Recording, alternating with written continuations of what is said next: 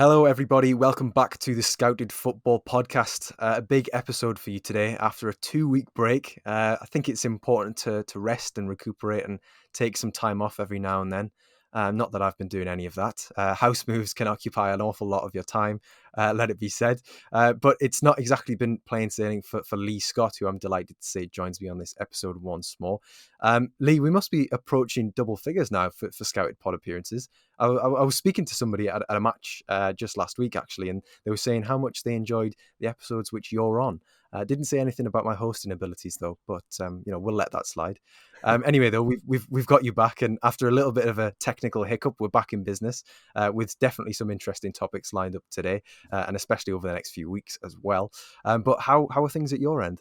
Yeah, all good, thanks, Joe. I'm sure people will have seen my tweet that I put up the other day. I'm currently in the process of recovering from COVID.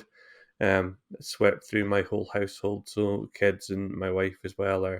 My wife is a couple of days behind us, so she's still a little bit unwell, but the rest of us are feeling better. Obviously, not a nice thing to have to go through, but we had it way better than many people have. Despite feeling unwell for a couple of days, we're making a full recovery with no issues. So, I certainly can't complain on that front. Yeah, well, thank you very much for coming on. I know it's obviously a bit of a madhouse at the moment, but yeah, we're going to get down to business and discuss some players that have maybe unexpectedly started for their clubs this season and come to the fore. But before we do that, there's a lot for us to discuss. The current events. I mean, since we last recorded, we've had the international break, public health officials storming pitches. Xavi Manquillo sprinting the length of the pitch to score his first Newcastle goal in what was otherwise a pretty uneventful game at Old Trafford. Jorge Sampaoli literally trying to fight everyone at the Allianz Riviera Stadium when Nice versus Marseille literally kicked off. But yeah, we'll get on to the topics that we're going to discuss today. And it's 5 players we've picked out, 2 from me, 3 from you, who, yeah, unexpectedly have started the season for their clubs. And in Europe, the 2021-22 campaign's only about a month old across most leagues, Scandinavia excluded. But across the world, across other confederations, which Lee, you've kindly ensured we cover with your flexing your world knowledge there, seasons have been in full swing for quite some time. For that reason, I think the fact that they're unexpected players. The oldest player we're discussing today is 20, if I'm not mistaken. And as I look down the prep sheet, we have a 16-year-old, a 17-year-old, an 18-year-old, a 19-year-old, and finally a 20-year-old, which we definitely didn't plan, but we're going to pretend that we did.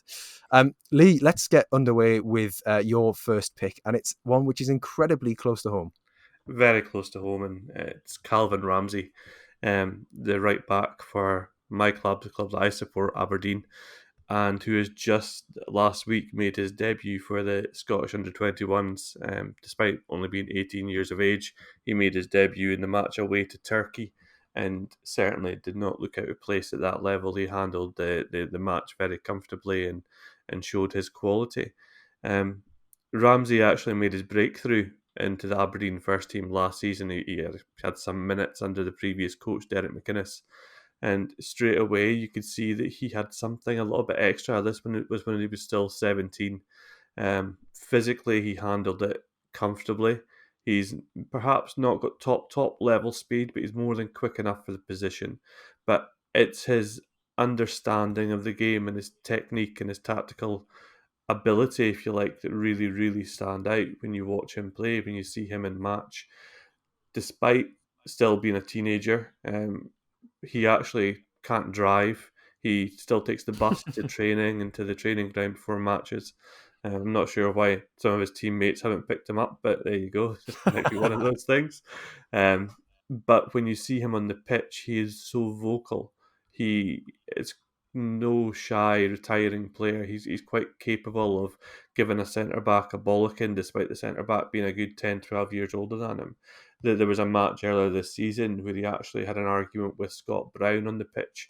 Scott Brown obviously newly moved to Aberdeen this season following a long and successful career with Celtic, one of the most decorated midfielders in the Scottish game, one of the most experienced players in the Aberdeen squad. And here was Calvin Ramsay not being shy and telling him that he was out of position or he'd made a mistake and to tighten up a little bit. But beyond that, what's really interesting with Ramsey is that despite the fact he plays as a right back, he's incredibly comfortable on the ball and he's become one of the key players for Aberdeen in terms of their ability to progress the ball forward. It's no surprise, really, because with the youth teams, he actually played as a central midfielder. He wasn't a right back until I think maybe 12, 18 months ago when he was converted to that position fully. And obviously, he saw a pathway to the first team from that position, so he was quite happy to do so. But with the ball at his feet, he has a range of different passes. He can play diagonals. He can fire the ball between lines and get the ball to the feet of the strikers. He's comfortable going around the outside of defenders. He can cross on the run. He's also perfected that Trent Alexander-Arnold cross when he takes up a slightly deeper position to support the ball when the ball's played back to him. He's got the ability to whip it in towards the far post from the angle, if you like, outside the penalty area. He's got that first time ability to put the ball in dangerous areas. But perhaps most interestingly, for a player who's so young, and I think when you're scouting and when you're watching players who are young and making their first steps into the first team with their respective clubs, it can be interesting to see how much responsibility they're sometimes given. Ramsey, for example, is on all set pieces for Aberdeen. He takes corners with whip, with power, he puts pace on the ball, but he also takes free kicks. So if they get a free kick deep in the left hand side in the opposition half, Ramsey will come across and take responsibility for it.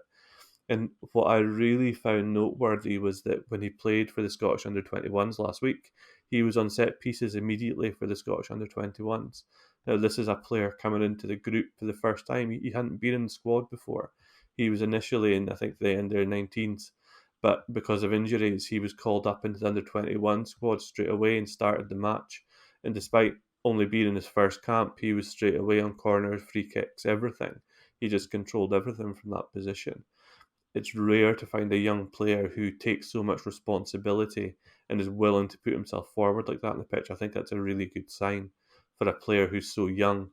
Obviously, Aberdeen are in something of a transition at the moment under a new coach, Stephen Glass, former Aberdeen player who's come in and he's completely changed the style of play of the team. Under Derek McInnes, the game plan was very much to get the ball forward quickly, where they had physical strikers who looked to win the ball and cause chaos around that area. But now they're being more patient with the ball. They're looking for opportunities to play through the thirds, and Calvin Ramsay on the right has really become a key factor in that. Now he has got a long term contract at Aberdeen, and I know that there will be interest from other clubs. I've myself recommended him to a club in England already to make sure that they're watching him and aware of him because of his ability, and that they certainly won't be the only ones.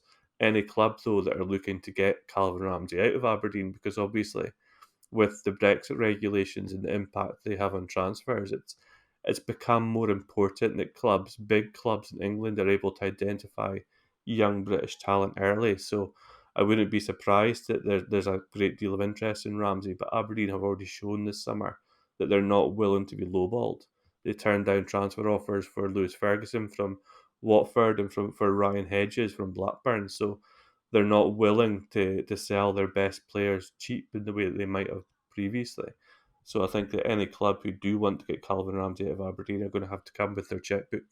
Yeah, you mentioned Stephen Glass, obviously a bit of a Newcastle legend as well for a brief period over the millennium, I think it was. Yeah. But yeah, Calvin Ramsay, I nearly called him Callum then.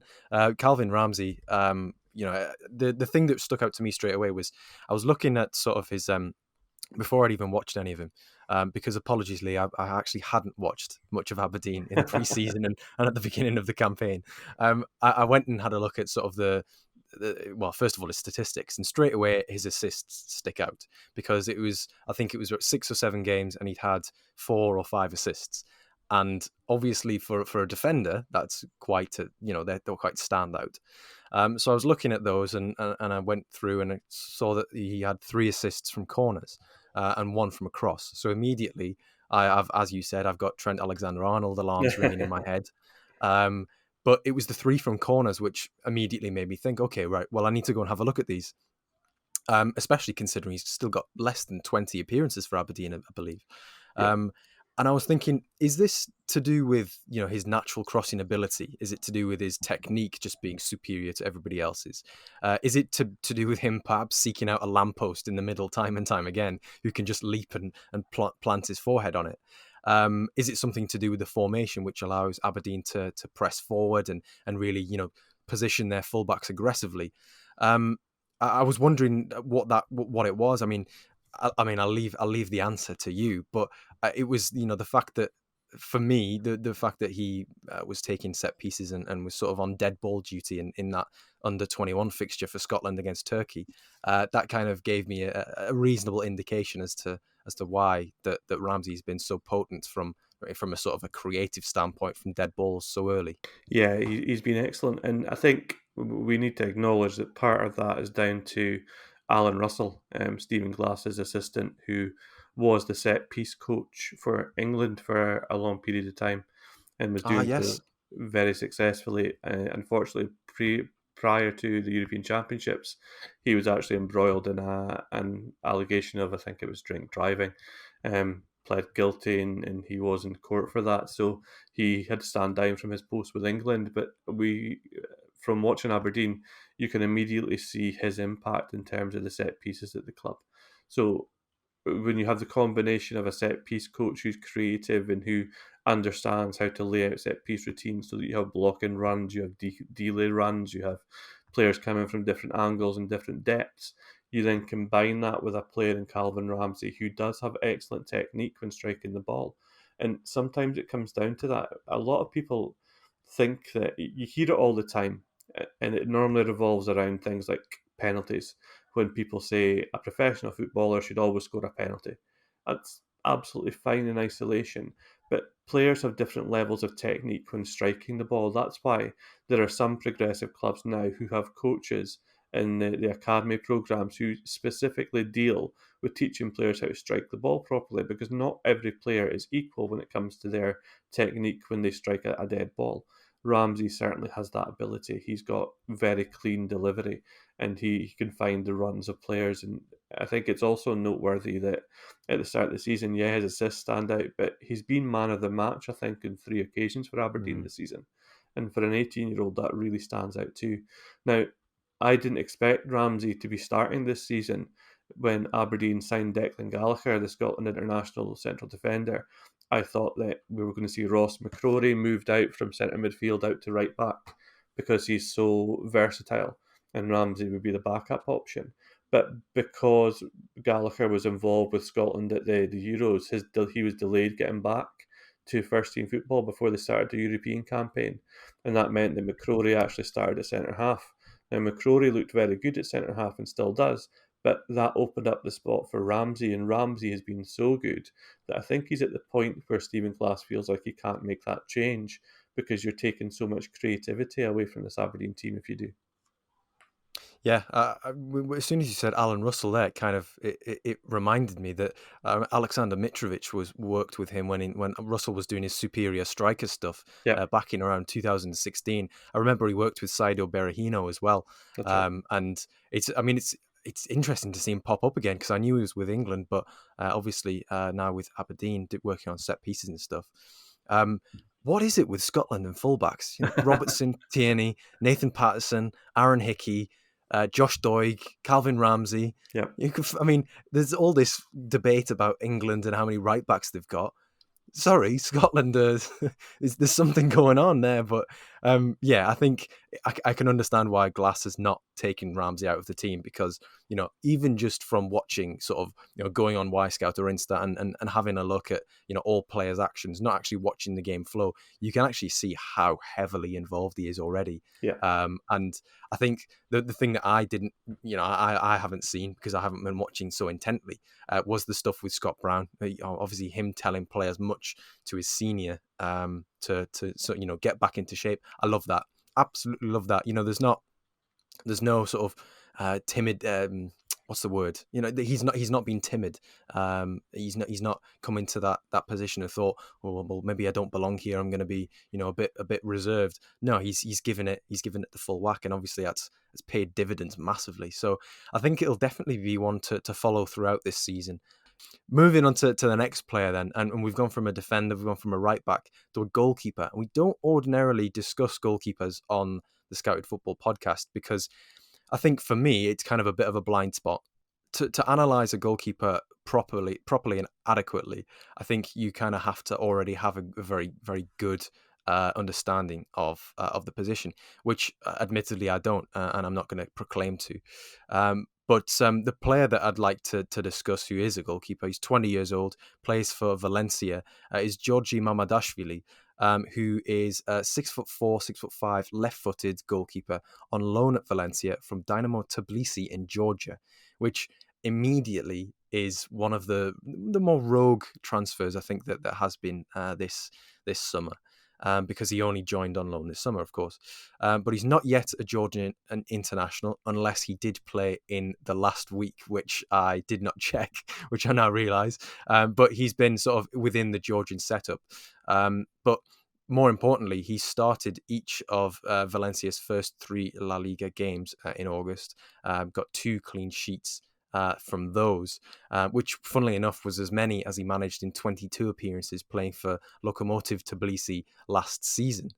It was initially reported as an academy signing, but for it was initially reported by Valencia as an academy signing, which goes to show how sort of unexpected and low key this him coming to the fore has been. But he impressed in preseason training. He did very well against Atromitos in a preseason friendly, and Jose Bordalas, the new manager at Valencia, effectively cast his die from that point. Gave him a few more games and impressed, got those clean sheets, and he's stayed in the team effectively. And I know what people might be thinking. Okay, well, Jasper Cillessen must be injured. Well, yeah, he was for the first game of the season, but he was then on the bench for the next 2 as Mamardishvili was kept in. And I think there's a similar element to the Calvin Ramsay discussion we just had there, where Stephen Glass can't quite drop him now because of the form that he's been in. Valencia are rightly so at the top of quite near to the top of La Liga at the moment. He's faced 10 shots on target in La Liga over the 4 games that he's played this season, and he's saved 8 of them. So that's a pretty good start to the campaign for a keeper who had not had any prior experience of a top 5 league.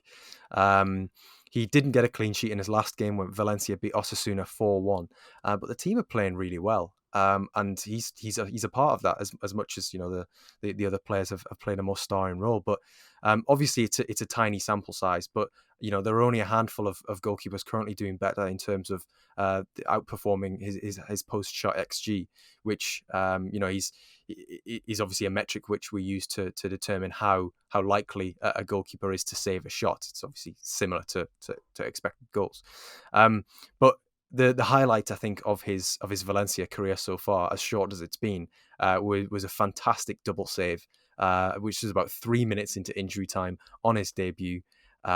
Free kick was swung in low. The shot takes a bobble through bodies as it meets I think it was a Getafe player, and Mamardishvili is already on his knees, so he's dived, and then the shot takes a deflection, but he swipes a big paw at it to stop it going over him, which obviously then, because it's not an optimal position to be making a save when you're sort of scrambling on your knees, it then falls to another player, but then he swats it again as JJ Macias kind of tries to converge on his goal before it eventually gets cleared on the line. But I think that's one hell of a way to sort of endear yourself on your debut, as maybe there were probably a few question marks over, are we best off starting this player in goal? He's only 20 years old. He's very young, very inexperienced, but he's done pretty well so far for Valencia. Lee, I don't know if you've seen any of him or whether you knew about him beforehand. It wouldn't surprise me if you did, but it he I mean, immediately I was looking at sort of the players who played the most minutes, who were 21 and under in La Liga, and he was right at the top. And obviously he's a goalkeeper. It's not a position where you typically take a risk on a player, or you can have 10 other players can potentially maybe carry them through if they're a bit sort of shaky, like an outfield player. It kind of really stuck out to me, and then as I delved more into the background of it, it just seemed such a such an obtuse, an obscure signing, an obscure decision.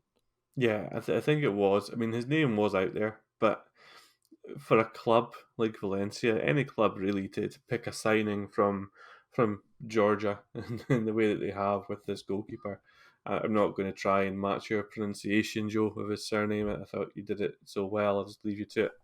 Oh, I've Um, been practicing. Don't worry. I've been doing my mouth exercises before recording this. Believe me, because yeah, I did one for I did a YouTube thing with Steve on Elias Moriba, and prior to that, I was looking at all the different pronunciations. So yeah, I do my homework. I can assure you.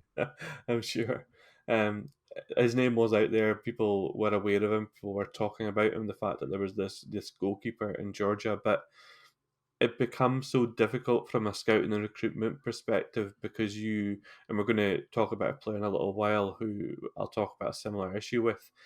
You really have to gauge the level the player is playing at in terms of the teams that he's playing against when he's in a market like Georgia, and decide whether what you're seeing in terms of really strong performance will translate to your club if you were to bring this player in.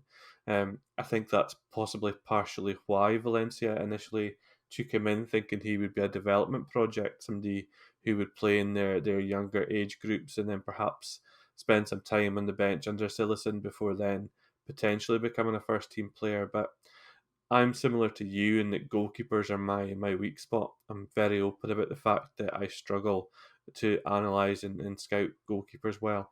There are some things that I've talked to a few people who know a lot more about goalkeepers than I have to kind of try to solve that issue, solve that blind spot, if you like. And what really strikes me about this player is his frame, but not only his frame, because he is so tall, quite broad, powerfully built, athletic, but he's also explosive with it. I mean, you talked about some of his saves that look a little bit unbelievable almost, with the way that he's able to cover a goal and to get across the goals like that. Sometimes when you get a bigger goalkeeper with a big frame, sometimes there's that concern that they'll be a little bit slow getting down to low shots into corners, for example, because they've got to manage all that size, if you like, all that mass to get down very quickly and then to be able to get back up again. He is big, but he covers his ground very well. He's very quick to regain his position. I like his starting position. I like how aggressive he is when he comes to claim the ball as well. So certainly, I think that Valencia may have stumbled onto something almost not accidentally because they did sign him, but I think they've stumbled onto somebody who can play at this level before even they thought that he could, and that's always interesting to see with a young goalkeeper. It's such a benefit as well, you know. I mean, obviously, you don't want to use the word accidental because obviously it's been a signing where they've had to hedge their bets and say, you know what, there's something here. But it's such a benefit that you know you bring him in and then he impresses in pre-season, and you think, well, actually, you know, the probably the option or the you know that we've negotiated here is probably going to be quite favourable to us now that we have him already on loan, and him, you know, playing a starring role. But you know, to be keeping out, I think it's Rivero that he's keeping out as well. Jaume, which is a pronunciation I've not researched, and Jasper Cillessen. There's, you know, he's doing well there. It's not as though it's a club who did not have a number one before the start of this season. So yeah, he's yeah. I'd urge anybody to watch Valencia because you will immediately see him because he's so tall and striking. Because yeah, they're playing some really good football this season, first and foremost. And it's exciting. Maybe a bit of a remontada for under Bordalas. Who'd have thought? But yeah, moving on to your next player, Lee, and this is the youngest of the bunch. He is born on, and get ready for this, he was born on the 21st of December 2004. That's basically 2005. You know, that shouldn't be allowed. That's just incredible. I feel sick. But he's a 16-year-old right winger, currently playing in Brazil with Santos, obviously one of the most prestigious clubs, most storied and historic clubs in Brazil. And he's been pretty prominent in Copa Libertadores, even though Santos were eliminated in the group stage. Similarly, in the state championship, which is the Campeonato Paulista. But he's 16, which is the thing that I can't get myself away from. You know, there's in Europe, there's been all this, you know, noise made about Yusufa Moukoko. and yet there is somebody who's playing just as, if not more frequently, throughout 2021 at Santos. Yeah, it's crazy. I'm going to try. Angelo Gabriel is his name. I think he goes by Angelo. Great name, great Brazilian name.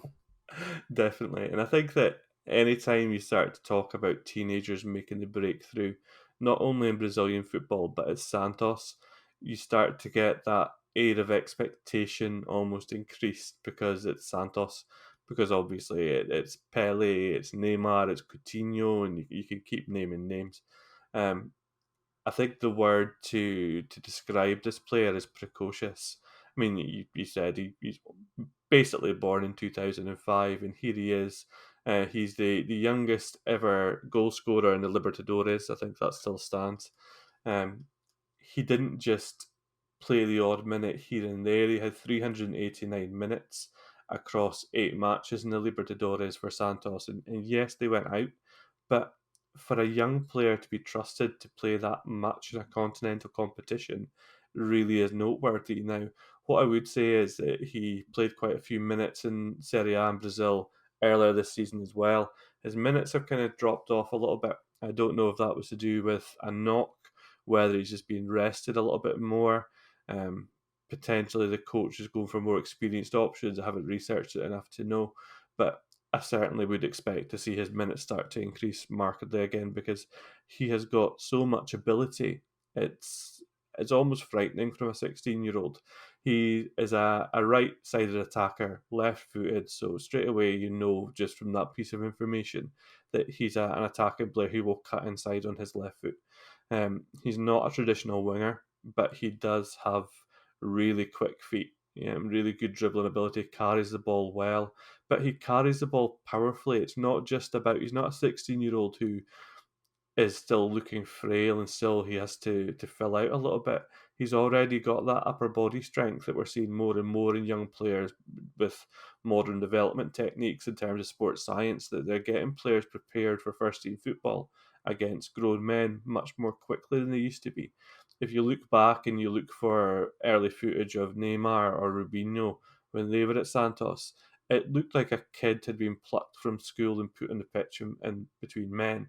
He doesn't look like that. He is more powerful, quicker moving with the ball, but he's also got that feint that you love in Brazilian players, the pausa that Pep Guardiola talks about with his players with Barcelona, that ability just to slow everything down before you then explode in a different direction.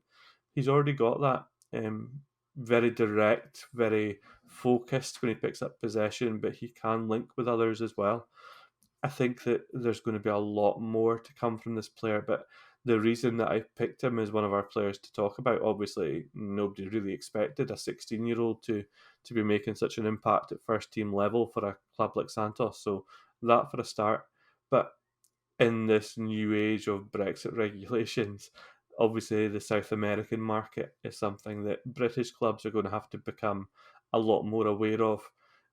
I've checked the GBE points calculator that we use for our consultancy at Total Football Analysis, and because this player has already played in Libertadores as often as he has, he's already eligible to move and get a permit to play in Britain at 16.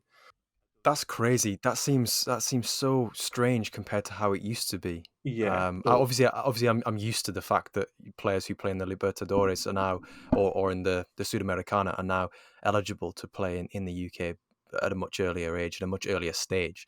Obviously, Moises Caicedo being one of those. But that's just, yeah, I think anybody who, yeah, obviously I'm not imploring anybody to make the transfer of a 16-year-old from Santos who's no, quite clearly got a lot of development to do. But you have to imagine that, the scouting and recruitment departments of the vast majority of clubs will already have will already have Angelo Gabriel on their radar because of the GBE point system, and him now being eligible. It's not one which is unattainable. no, and I think that's something that clubs are. They were almost scrambling a little bit to put things in place. To You heard a lot of talk from different people in recruitment over the last 6 to 8 months, where they've started to talk about opening up the markets in South America and becoming aware of the markets. You have some clubs. I mean, Manchester City obviously have City Group, so they already have a global coverage in terms of their recruitment networks and their knowledge of under 18 players who make first team debuts. For example, they have every player who does so in their markets followed and reported on until they're aware of what the kind of potential looks like. Other clubs now are following suit and they're becoming much more aware of what's happening in South America. Now, at 16, you're right. I wouldn't implore MD to make that signing immediately at 16. But if you do have the ability to perhaps sign a player like this and then maybe leave him on loan at Santos for a year, even 18 months, maybe move him to Spain, move him to Belgium to get some more game time, this is when club networks and a recruitment perspective really, really come to the fore, because you're not going to want to sign this player and immediately have him playing in the Premier League and the Champions League, for example, because pressure is a very real thing when a young player is trying to acclimatise. Don't get me wrong, some players will do that. They'll come in and they won't look lost at all. Look at Gabriel Jesus when he moved to Manchester City from Flamengo. There was a lot of talk that he would have to go out on loan, but that wasn't the case. But he was also 18 at the time. I think that with Angelo Gabriel, I think it'll be very different for him. I think he needs to still mature. He still needs to really be in a position where he's playing the majority of minutes in every game before you look to move him from his current club. But I did want to include him because I think a lot of clubs will have him on their shortlist for monitoring, and there will be a lot of eyes watching Santos matches just to watch him play. Yep, absolutely. And if anybody wants to hire a scout and pay them €8 million per annum, just like Barcelona did with their South American scout, then we're available. Screw the podcast. I'll take We'll two do that million. I instead. don't mind. It's fine. Oh, okay, I'll take the other six. But yeah, you were saying about their sort of maybe acquiring him and then loaning him out to somewhere like Spain, perhaps in a few years when he gets to the point where he could maybe handle European football a little bit better.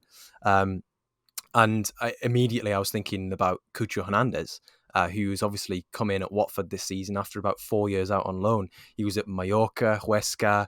There was another club I can't recall off the top of my head. There was a similar one where actually, yes, it was Pervis Estupinian at Watford as well. They'd obviously used their network well to sign him. He obviously didn't end up making. I think did he play in the Championship last season right at the beginning of the campaign? Yeah, he I did. don't know. He did. Yeah, I feel like I remember him right at the beginning, but then Which was Villarreal signed him. ridiculous when you think about it, how good he was in La Liga Exactly, and then yeah. he in the Championship. Yeah, because I mean, obviously they loaned him out to Osasuna, didn't they? And he was Yeah. fantastic there a couple of years ago. But that's the sort of networks that we're talking about for players that perhaps they're not going to come into the first team squad at this moment in time, and that's a conscious decision. That will be made clear to these players when they are signed, but with the intention of. Luis Suarez is another one. He went to Zaragoza, didn't he? That's right. Sorry, it came in my head, and I had to word vomit it. But these are the types of transfers, moves, the loans that would make sense, I think, for a player like that who's already on the scene and already eligible. And this brings me to my favorite of this bunch, and it's the fourth player who's really come to the fore this season, and it's Mohamed-Ali Cho, because he's got a fantastic story, and I was listening to our good friends on the Road to Nowhere football podcast, Ali Madden and the lads there. And they were discussing Cho, who has started the season brilliantly as sort of a supporting forward, but also a centre forward at Angers in Ligue 1. And he played roughly around 500 minutes last season, which means that he was within the first team squad, but they were spread over approximately 25 appearances, meaning that there were these appearances were coming very few and far between in terms of minutes on the pitch. So this year he's already had, I think it's roughly around 400 minutes in as many in I think it's 4 or 5 starts he's made. I think it's 5 starts that he has made in Liga this season. And he's 17 years old. I think he's another who's 2004 born, which is again incredible. that he does not have any memories of Greece winning the European Championships, which is how I remember 2004. But he scored in a 2-0 win over Rennes just before the international break, and in doing so became the first player born in 2004 or afterwards to score in Liga and the youngest scorer in Angers history. So already, there's a lot. There's a lot to discuss there. But he is first and foremost an absolutely brilliant dribbler, which already at the age of 17 that's a bit of a standout. That's something which is going to prick your interest.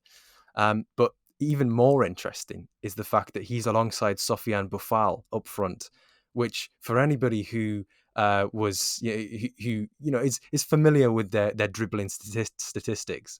Um, that you'll know that is a very, very dribbly partnership up front. That's an audacious pairing to say the least. But yeah, Cho has kind of he's very much a starter now. I think I mentioned five starts, but he's ex PSG, ex Everton, and there was a good article on him in the Athletic about that about his time at Everton. But he's also eligible for 4 different countries. Four. Imagine being eligible for 4. But yeah, he represented England up to under 16 level, and then was most recently called up to France's under 21 squad, which is a huge leap.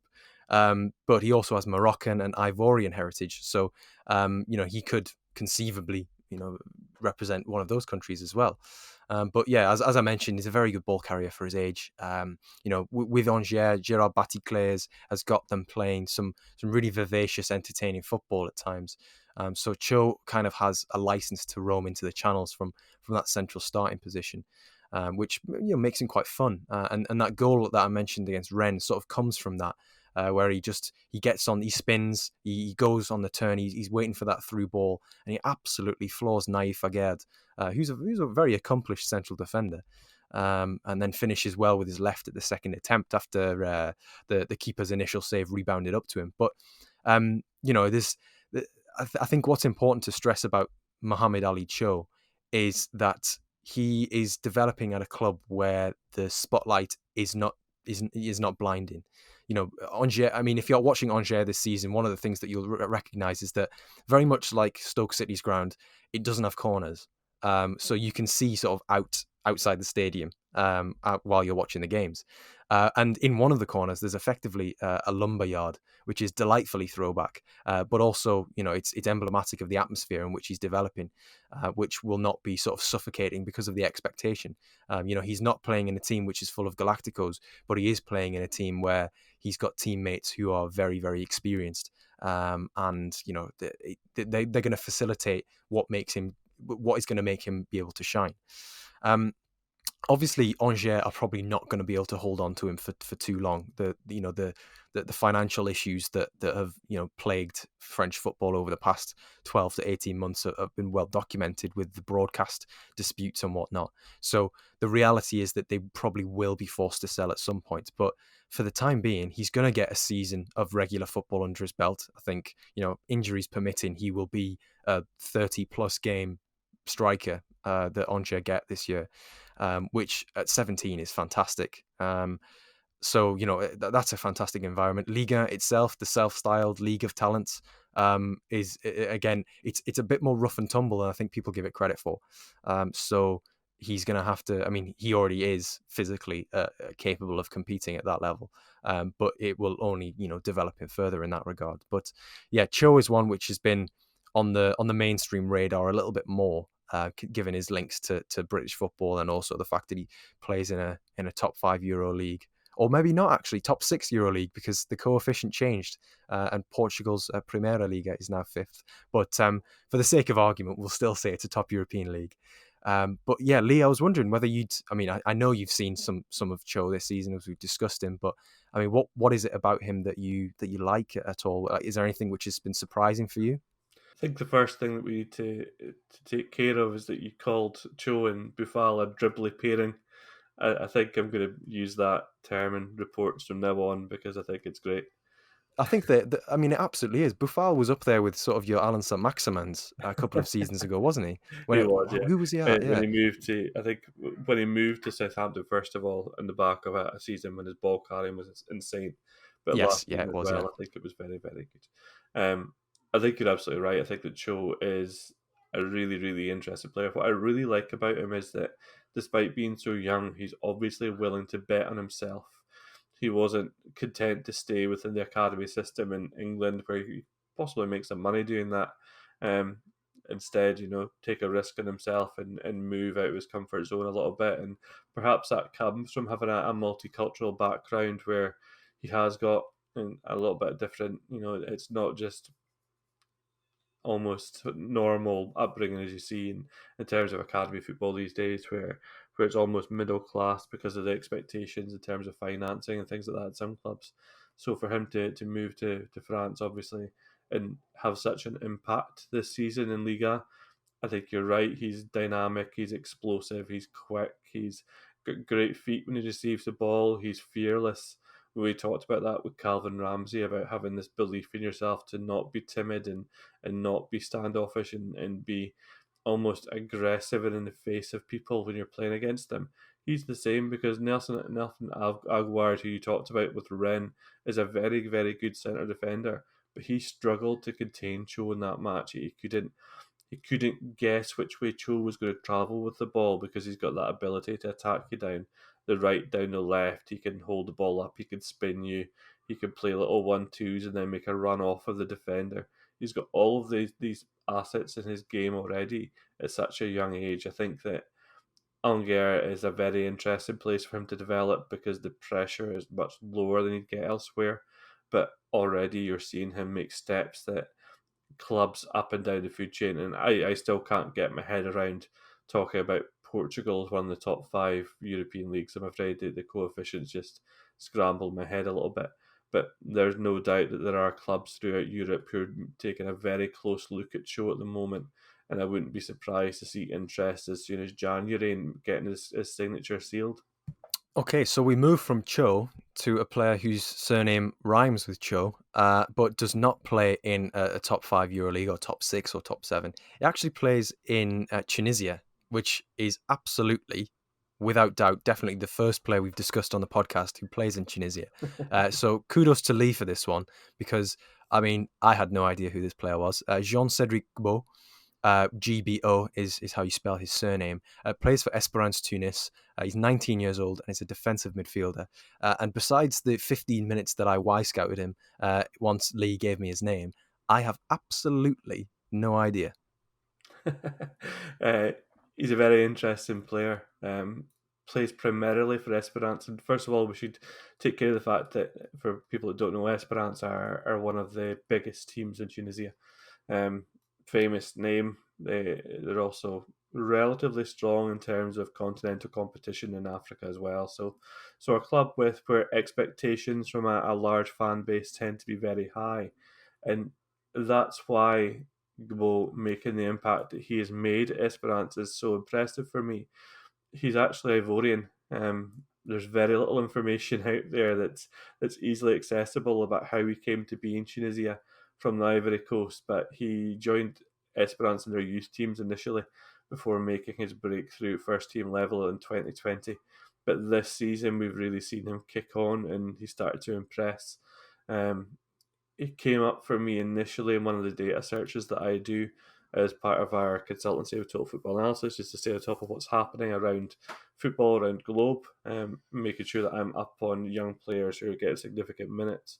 And Gabo was one of those players, and you watched him yourself. We were talking before recording that part of the challenge of watching matches in Tunisia, for example, is that there are some creative camera angles that you have to battle with a little bit. Don't be surprised if you do watch the player to see the camera just stay on the goalkeeper or on the left back when the balls have left their feet quite some time ago. The cameraman just must have been distracted by something going on around him and hasn't bothered to track the ball. But once you do Well, see I've got no issue with that if it stays on Bo, because then we get to see more of him, don't we? exactly. He's very much a six. He likes to drop deep, really control the game from deeper positions. Um, don't expect to see a lot in terms of pure attacking output. He can carry the ball and move past players, but that tends to be out of necessity rather than him looking to drive forward in possession. He's very much a player instead who'll look to drop deeper, likes to split the centre halves, for example, and receive the ball in deep areas before then turning and playing that first progressive ball that moves his team either into the middle third or slightly longer range passing into the final third. He's got really good technique. When you see him, he's a very clean striker of the ball. And in some pitches in Tunisia, the ball can bounce. They can be a little bit rough to play on. So you see him adjust his feet, for example, when having to take on passes that might be bouncing up at odd angles or odd speeds to him. He adjusts very quickly and still controls his passes when he plays the ball. He's a player who I think is ripe at the moment for a move to European football. I wouldn't be surprised to hear that Belgian clubs or French clubs, for example, who tend to scout North America very effectively, I wouldn't be surprised to hear that they're already interested in Gbo and they're already aware of him and that there is a move in the offing. It will come sooner rather than later. At the time of recording, I think he's only played one match in the CAF Champions League. But when that competition comes around again, I would expect him to get more significant exposure to it then. Um, Purely as a result of that even at 19 years old, he's already become a key player for Esperance for me in terms of the way that he controls everything in that build-up phase. He's a player that his more experienced teammates look to. They look to find him early and have him be the one who'll take responsibility again. That's that word responsibility for a young player to then progress his team forward. He is strong. I think he stands 182 centimeters. He's listed on transfer market, which depending on how you cut the conversion, that is around the 6 foot mark. Is quite physically powerful as well, but he's not a player who will look to leverage that necessarily. Instead, he's got really good timing in the challenge, so he doesn't have to use his power. Instead, he'll just be positioned well, and he'll be there just to nick the ball away from opposition attackers. And as soon as he does, he's really good in the counter game. He'll play quickly in transition, release wide players quickly with that range of passing that he's got from central positions. I think he's a really interesting player. He's one of these players within Africa who sometimes come through that have been missed for whatever reason at some of the bigger African academies that obviously European clubs have great interest in and track. Sometimes players come through different pathways that are slightly less conventional, but sometimes that makes them the better for it because they've had a more rounded experience and perhaps a more difficult path to get to where they are. But in 19 now, I think that there will be clubs within Europe that are looking closely at this player. I would be interested to find out how he did end up at Esperance Tunis from, Yeah. given that he's Ivorian. I mean, I know that there's not accessible information on that at the moment, but hopefully in future we'll be able to find that out.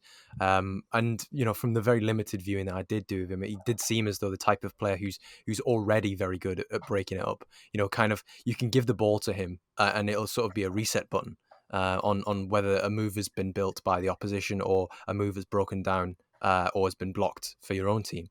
And one thing I did think that happened quite often was he's quite good at hitting the channels, particularly that left hand channel.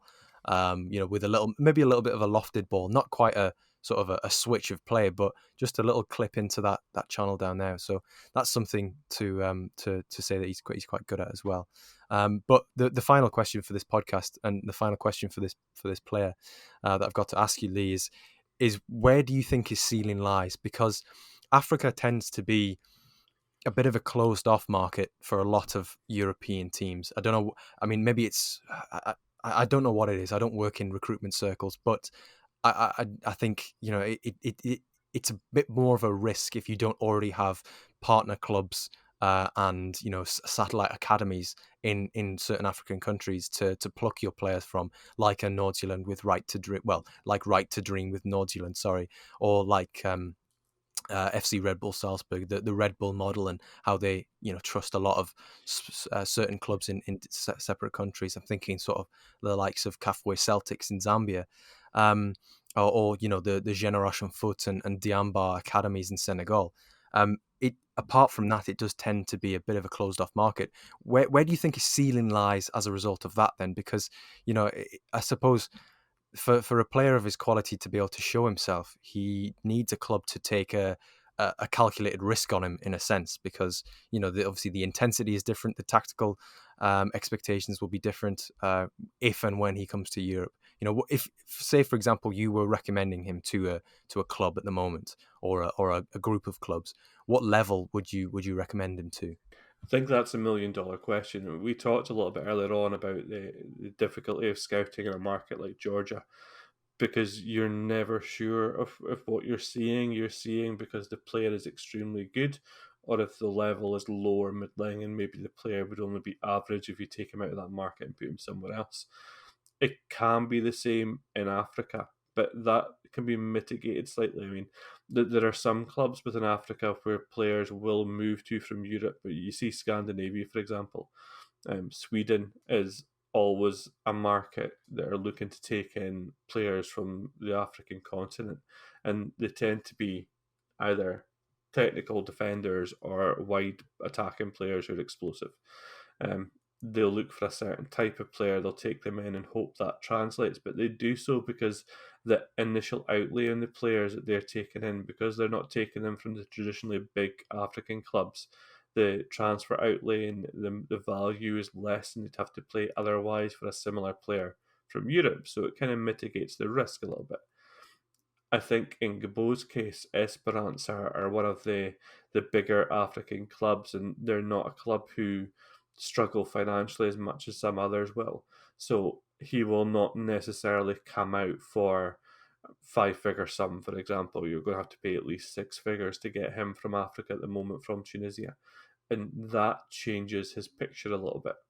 I think that if I was a club, if I was recommended him to a club right now, as a this player could come into your first team immediately, I would be targeting him at League Two in France. I would be targeting him at mid-table, probably mid-table, top flight Belgium, probably lower top flight in Holland, and those would be the kind of areas. Unless you are going to find a club in Sweden like a Malmo who have the ability to make a transfer like that and accept the risk, if you like, in the valuation. In terms of his ceiling, I think that he has the ability to play in a top five European league. Um, Perhaps not. I'm not talking top level. I haven't seen enough of him yet. I haven't tracked him enough to be able to say with certainty that I'm looking at a Champions League level player. But certainly, he's a player who could have a career in Liga, for example, for a long time. He's a player who I could see in a lower level Serie A club, for example, because he's already got that tactical discipline that they look for in young players, and they'll like his physicality, his ability to recycle the ball and to play the ball forward. So I think a bit of a roundabout way of saying that I'm not entirely sure what his ceiling is, but I think his next move will be very instructive and allow us to see a lot more.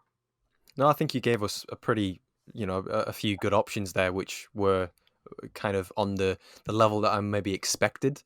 But yeah, it's always good to hear it from your viewpoint. And the point that you said about Esperance Tunis perhaps not being as financially constrained as other clubs, or lesser teams in Africa.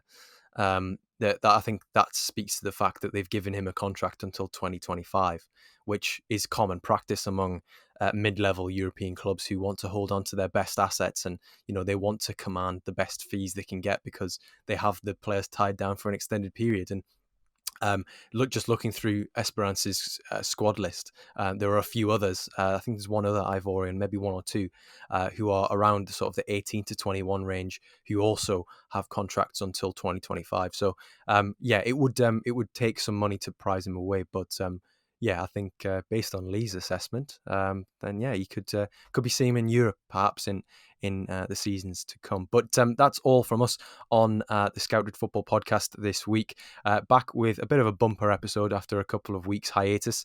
But yeah, we'll be back in the next couple of weeks as well with a succession of episodes, a couple of club-focused ones, and a couple of nation-focused ones as well that we've got in the works, as well as some league-focused that I've just jogged my memory with as well. But thank you for tuning in. Please leave us some feedback. Please tweet us on Scouting Football or on our personal accounts. Let us know what you thought of the episode. Let us know if you've come across the players before. And yeah, stay safe, take care. Bye for now.